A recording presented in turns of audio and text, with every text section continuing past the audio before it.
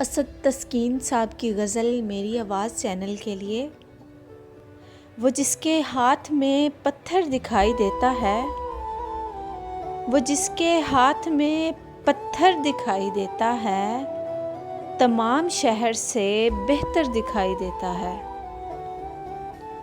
नमाज पढ़ता हुआ जिसको देख लें हम लोग, हमें वो कौम का रहबर दिखाई देता है।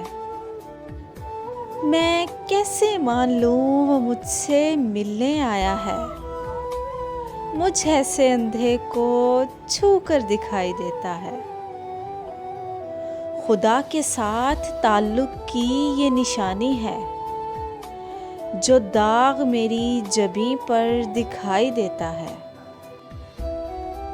दुआ करो ये सफ़र खैर से मुकम्मल हो, यहाँ भी हश्र का मंज़र दिखाई देता है।